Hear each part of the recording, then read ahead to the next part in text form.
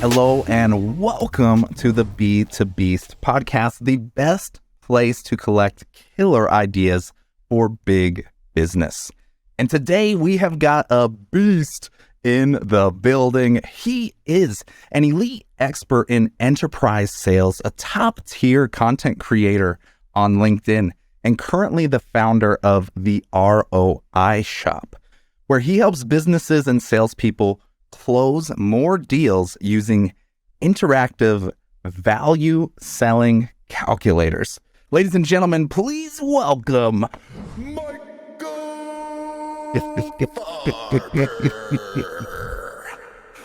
Hey, Travis. Happy to be here. I've never been introduced like that before, so appreciate it. Welcome to the party, brother. Glad to have you. Where are you tuning in from at the moment? I am based out of Atlanta, Georgia, Marietta. I don't know how familiar people are, but nobody's in Atlanta, but everybody says they're in Atlanta. Oh, love it, man. Love it. Well, let's grab a quick little snapshot of your world right now. What are you most grateful for in your life, your business, your whole world right now? What is top of mind that you are most grateful for? You know, not to sound corny, but I'm grateful for my health. I'm grateful for my happiness. You know, I have a roof over my head. I don't have to worry about small little things that a lot of people do. So if you just peel back the onion, that's what I'm most grateful for now. You're ahead of most of the world there, just checking a few of those off the list.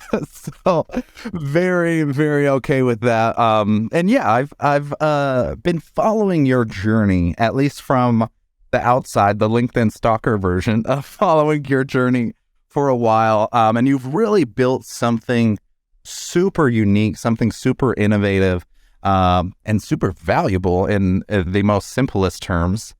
And I would love to capture that story, perhaps your origin story or that of the ROI Shop. I'm very curious, where did that concept come from, and what has the journey been like bringing that to life? Sure thing. So where did the ROI Shop come from? It was funny.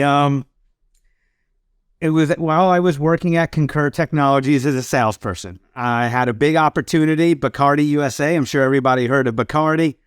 They were out in Miami, Florida, and I was a large market rep, and it was a borderline between enterprise and large market, and I happened to, swindle it down to fit my target market, so I was able to keep it.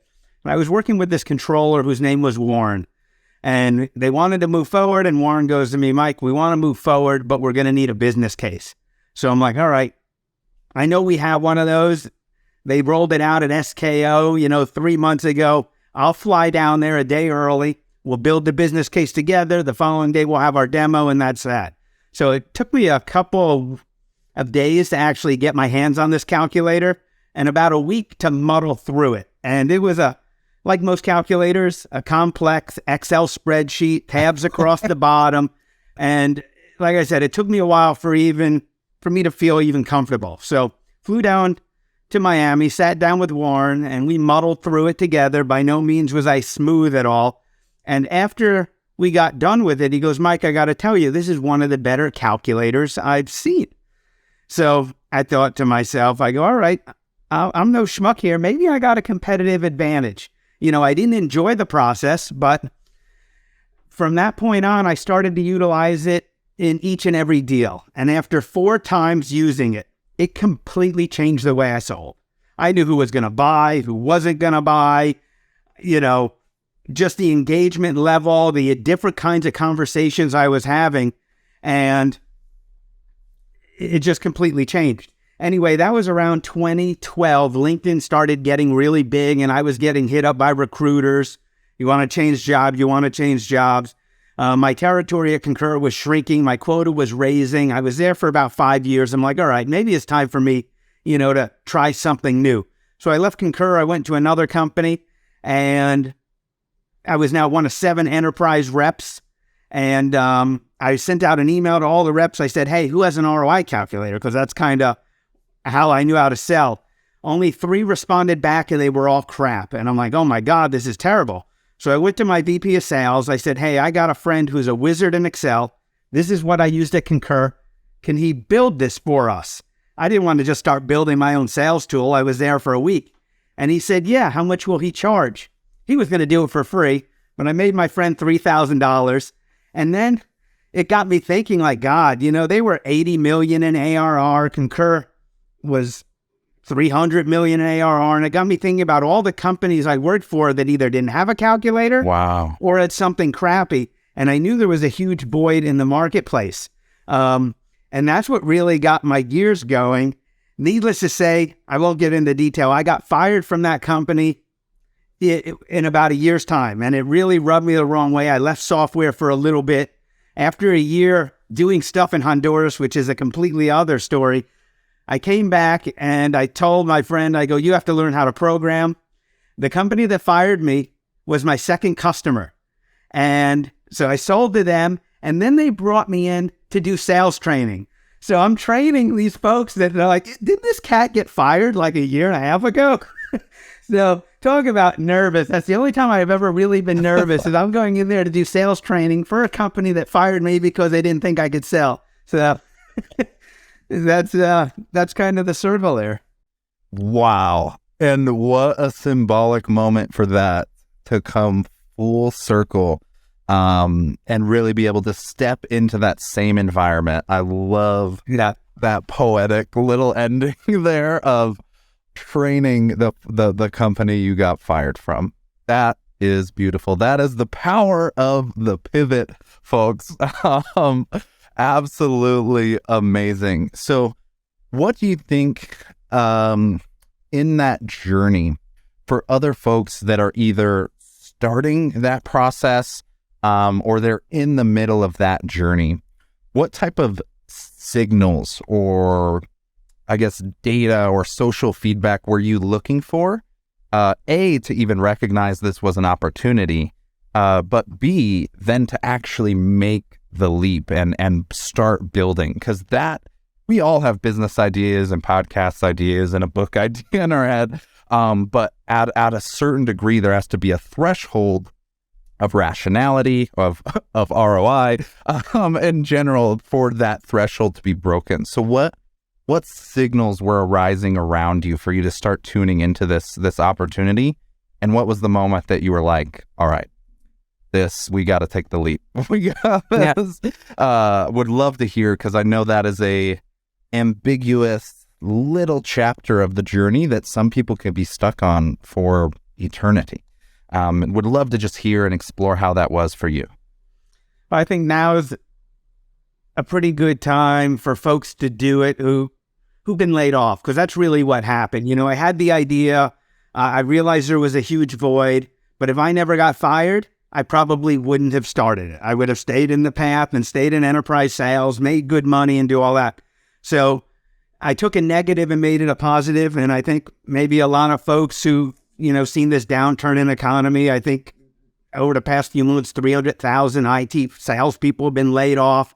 So maybe take that anger, take that frustration. If you have an idea, it might be the best time to do it, because there's never going to be the best time. There's always something to get in the way of doing it. But that was really it. So I'm thankful that I got fired, and I didn't think of it that way when I did get fired. So take the chance. I mean, there's always a risk. You have time. If it doesn't work out, boom, you can get right back into it. But I read a book one time, and it was from people who worked in, it was like a nursing home, and they were interviewing people that were really on their deathbed. I mean, it was the end of the line for them. And they all wrote a book about what is the most common answers these people gave, when looking back at their life. And it was, I wish we took more chances. I wish I took that chance. I wish I never said what if. Life is short. It's a journey. There's ups and downs, like the beat of your heart. It goes up and down. That's life. Don't try to stay straight, because that's death, boom. So do something scary. That's what I would say. Now's the time to do it, especially if you've been laid off.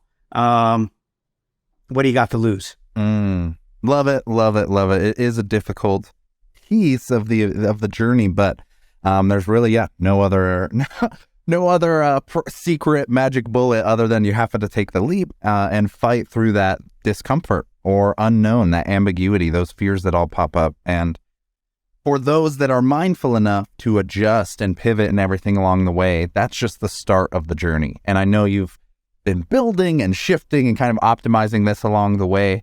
And clearly I keep seeing you get plugged into these higher level conversations of how your tool is used, how other people are leveraging it. So clearly you are doing something right over there. And would love to jump into, for the second part of the show, your secret sauce for your life, your business, whatever you're doing over there. We're trying to extract and steal some of that. So the first thing I want to ask is more on your personal habits and lifestyle. What task is non-negotiable for you? Or what is something that you have to do every day? Whether it's on life, business, personal, somewhere in between. What is non-negotiable for you? Well, for business, it's I'm on LinkedIn a lot. And a little secret sauce there. I'm starting to figure out the algorithm. I'm trying to, obviously, I try to put out one corny video a week, whether it's a stupid skit or something that's a disruptor that can stop the scroll. But just connecting with people on LinkedIn, connecting with my target audience. So if I know, ABC company is a great fit, I ring the bell of that CRO and I make sure I'm following them and I make sure I comment on their posts. Yep. And the algorithm knows if I'm commenting on their posts, maybe I should show my post to them and vice versa. And I don't go in for the close. I'm very slow in it. I don't want to have commission breath like some people say.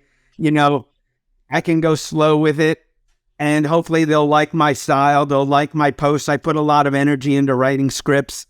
And another thing that I noticed is send email, not necessarily email, but communicate through LinkedIn. So if I'm having a conversation with you, Travis, we've already made a connection. Rather than just constantly just send emails, I might send you a LinkedIn message because the algorithm also knows these two are talking behind the scene. Maybe I should show Mike's post and vice versa. So, if you are putting content out, talk to the folks behind the scenes within the chat and within the messaging, and your content will be thrown up there. But ring your prospects' bell. Make sure you follow them. Make sure you comment on them. And that's huge for me.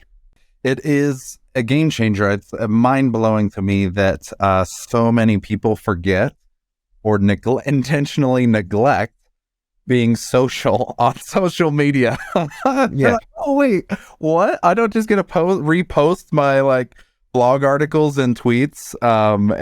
It's just that social and emotional intelligence that you're mentioning to follow up with the right people, not have that cold pitch that people can feel coming from a mile away.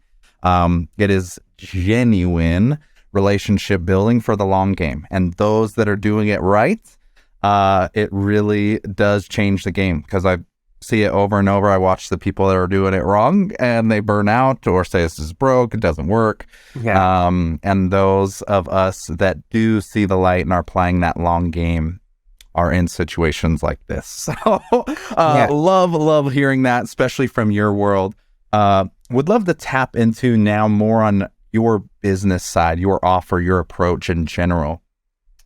Without getting your legal department involved here, can you share your specific process or strategy for building or developing an ROI calculator? What are the early stage signals that a business or company should be looking for that needs this?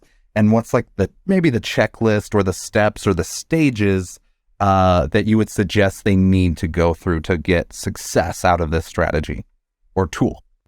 So there's two things that come to mind. The first thing is companies try to overcomplicate their ROI calculator. Most of them are still using Excel, which is fine, as long as you're talking value, that's critical. But keep it simple. Companies that I work with, they'll share with me their ROI calculator they built, and it's 10 tabs across the bottom. It's so complex. No rep is going to go through it, and no prospect's going to take the time to digest it. So, companies buy for 2 or 3 reasons, not 5 or 6. So pick your 2 or 3 best use cases. Is it a productivity improvement? Is it error reduction? Is it risk reduction? Whatever it is you're selling, what do your prospects gravitate to, and focus on doing a kick-ass job on those 3 rather than an okay job on those. Keep it simple. You're not building a P&L statement. So many people try to get it down to the exact penny. You don't have to do it. You could be general, you could be high level. The idea is to get your prospect thinking about, we could save that much, or that equates to about 1 FTE or something. You don't have to get it down to the exact science. So many companies have value engineers or whoever's the best in Excel build it. Sometimes it's not even a salesperson that builds it. It's Johnny, who knows Excel the best, that's tasked to build the sales team's sales tool, which makes no sense. So the number one thing is keep it simple. You could always add more to it. I mean, you got to remember, your salespeople may never have sold like that, may never have had financial conversations. So you can't go from 0 to 100. You got to put training wheels on the bike. You got to go slow, and you could always add more to it. You would never put a 5-year-old on a 10-speed, but that's what a lot of companies are doing by creating these complex Excel spreadsheets. So that's one. That's only half the bio. 2 is the rollout. They'll just say, here's your tool, use it. They don't tell them where and when to use it, how to use it. It's like giving a kid the keys to a Ferrari if he's never driven before. I mean, there's a process where and how to use it. So they forget the whole rollout strategy, and the adoption's going to die. Nobody's going to use it. And then they're going to move on to the next best thing rather than really putting in the effort. So there's a whole rollout strategy that comes along with it. Wow. No, it's one of those things that seems so simple or obvious from the outside, but once you start unpacking it, of just the development of it first is its own craziness, and then the rollout and those complications. So I'd love to dig one level deeper in the context of perhaps the rollout and or long-term implementation. So thinking about the entire sales cycle from first touch point to the closing meeting, where do you find that these numbers and this calculator is most effective in that process? What stage of that journey? Okay. That's a great question. And it's used throughout the journey, but really, it should be during your demo. So here's what happens. Typically, you go through discovery, you set up a demo call, they ask you for pricing. Everybody wants to know pricing. You give them pricing, and then you get ghosted. That's 80% of your deals. That's 80% of your pipeline. Discovery, demo, ghosting. And if you think about why you get ghosted, it's because your prospect has not seen enough value to have one more conversation with you. So if you look at your sales process and you figure out where you're getting ghosting, that's where you insert a value calculator. So what I typically do is, if my meeting, and I just moved it up to now 45 minutes, I used to do 30 minutes, and I'm always learning and adapting myself. So I'll do discovery, or I've done discovery. I'll do a 30-minute high-level demo. I'll let them know before the demo even starts, we will get to pricing, because I know you're going to ask me, so I like to call the elephant out in the room, like we will get there. So I give a high-level demo. Then I immediately open up our ROI calculator and say, you know what? Let's build a business case together so you can see the financial impact. And we go through just 1 or 2 small areas that I uncovered during discovery. Show them, we could save them $200,000 here or $300,000 there, or increase revenue by, this percentage. And then I get to the bottom. Let me plug in the costs. Travis, based on what you told me, you're looking at a $30,000 annual fee. Your one-time setup could be between this. And now they've already calculated the value they're going to get. That's like, that's a drop in the bucket. Where now, I always like to say, with the absence of value, you sell on price. But if you go through that process and you show them the value and then introduce price, you're not going to get ghosted. You're not going to get beat up on discounts. and now they're going to bring other people in. So it definitely extends the sales process. This is cool. This is so powerful. I think, yeah, that recognition of those touch points and just getting it to one more call could be the deal breaker, the game changer. And if you're using these tools and these calculators every single call, I can only imagine the numbers that starts to compound and add up. So yeah, the investment, ironically, for an ROI calculator is starting to stack up very quickly. Yeah. I love it. Absolutely love it. Let's jump into the world's fastest game show. This is going to be a 3-round game show here, called This or That. We're going to randomly generate some options here for you. You rock and roll through them, and we got a fun little prize for you here at the end. Are you ready, Michael? Let's do it. All right. First one, beach or mountains? Beach or mountains? Oh man. I love them both. But as a stress relief, God, that's so unfair. But I'll say, for me to completely unplug, it's going to be mountains during ski season. Oh, there we go. All right. The tent, I could feel the struggle there with that one. We'll let you go to the beach in the summer. Yeah. Okay. Round 2. Would you rather be a doer or a talker? A doer. Game over. Easy. I mean, the entrepreneur himself is very clearly a doer. I almost skipped that one. This is a very interesting one too. No context for it other than minimum or maximum. Maximum. There we go. Well, you just beat the game, Michael. Congratulations. Which means we get to jump into hearing your world. So we've heard plenty of your value selling calculators is essentially what you've developed here. How can people get a hold of you, and how can they get started in at least discovering and learning more about the ROI Shop? First thing is please connect, follow, reach out to me on LinkedIn. As I said, I live there, I breathe there, I create content weekly about it. They can visit the website, theroishop.com. Don't forget the in front of it. It's funny, when I started the company, I wanted ROI Shop, and it was taken. And then I reached out to somebody. They wanted $90,000 for me to buy the domain. I said, no, thanks. I'll just put the in front of it. Yep. Sounds familiar. Myself. We got one of those under our belt. Don't you worry. Yeah. I figured, what's the ROI on the or not? 90,000. I'll take it. So they could do that. Those are the two best ways to reach out to me. I mean, but yeah, you'll always find me on LinkedIn. Love it there. Absolutely recommend the follow on LinkedIn. To anybody listening, Michael Farber will have them linked up here in the show notes. And on that note, I actually do have to share and mention, because I have been following folks on LinkedIn for so long, and I do see a lot of the people doing it right, and a lot of the ones doing it not so right. And it is encouraging, inspiring, and refreshing to see you on my feed over and over again. I know it takes a lot of courage to go against the grain with some of the counterculture content and this entertainment skits and costumes, and there's so much that you guys are going to discover and enjoy there. But I just have to take a quick moment to recognize and appreciate those that are doing it right, and you are definitely one of them, Michael. I appreciate it, Travis. That means a lot. Thank you, dude. Yes, I am glad and honored to share the journey with you. So let's jump into our final question of the show.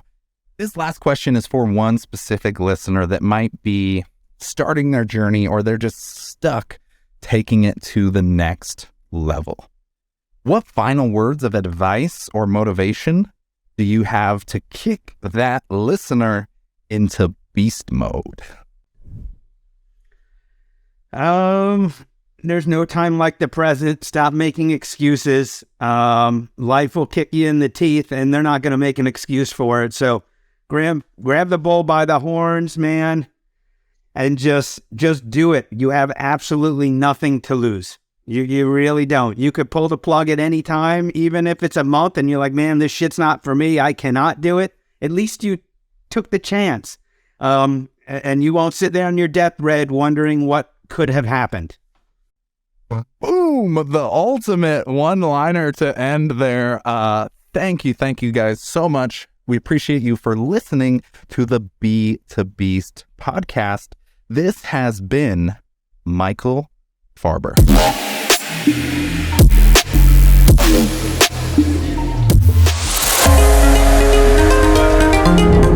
You're a beast.